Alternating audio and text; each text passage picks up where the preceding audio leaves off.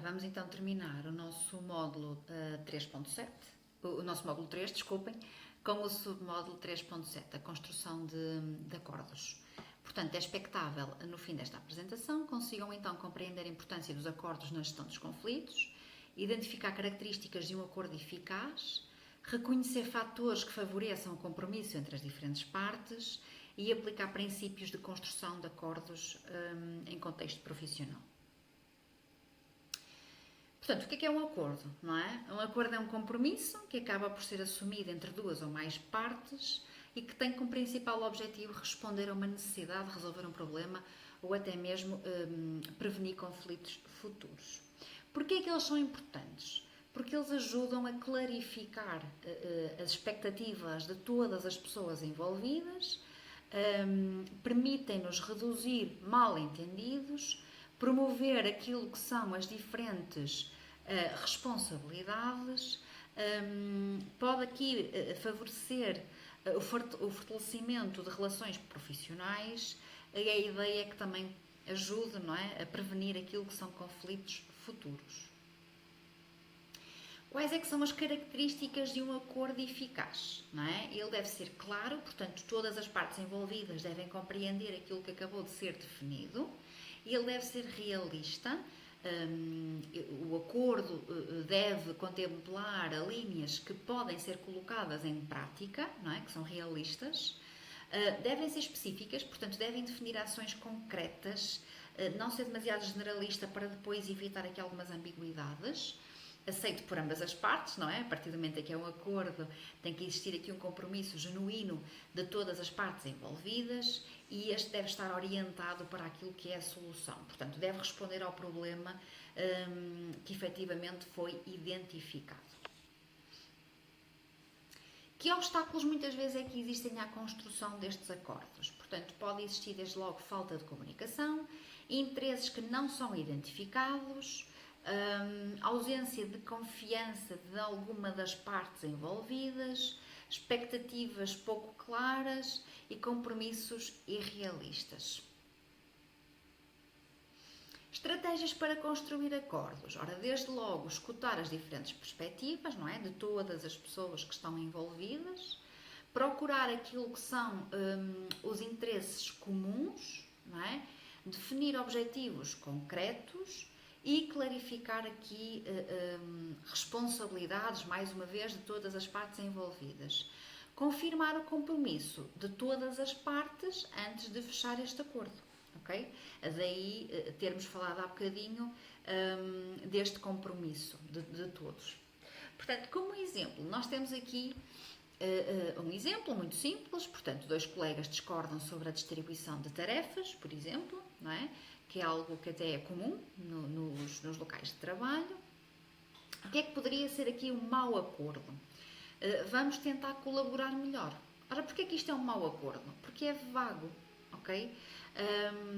Porque no fundo não ajuda a clarificar as responsabilidades de cada uma das partes envolvidas, neste caso dos dois colegas.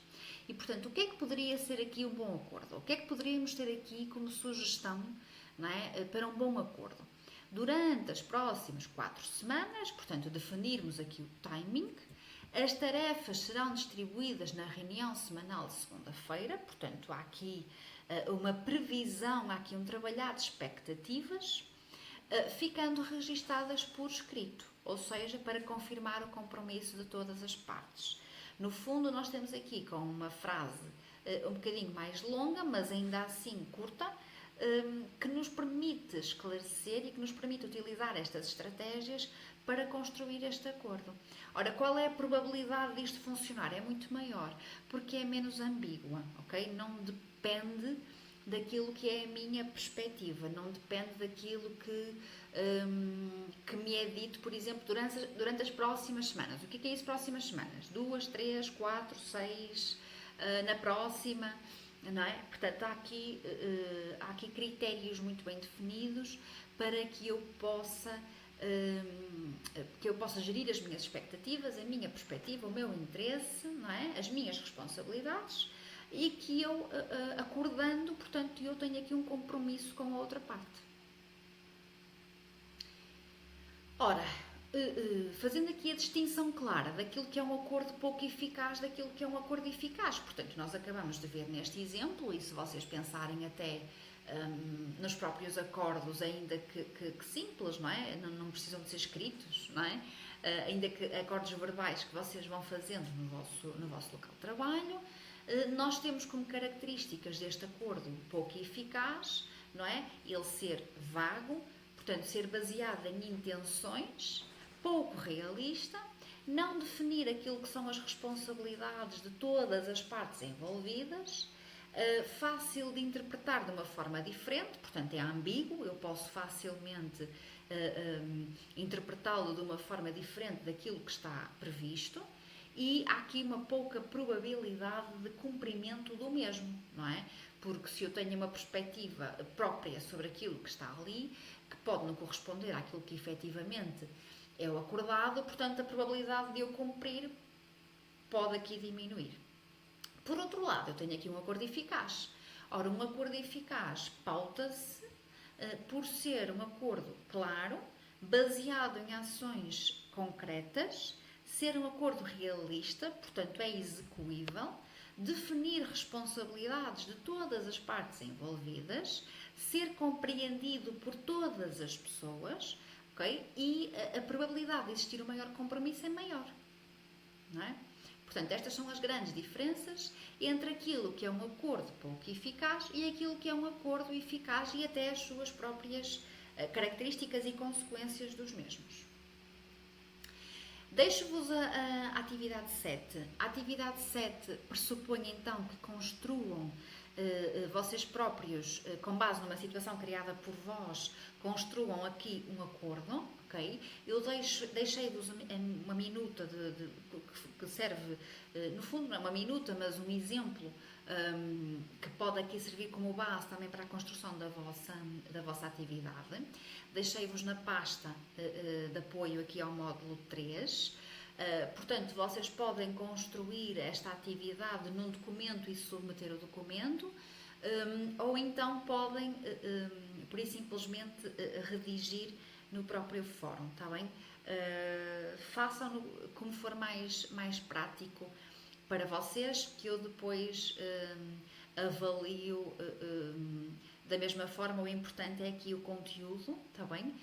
A produção do vosso trabalho e não propriamente se o conseguiram fazer com um documento ou sem documento, está bem?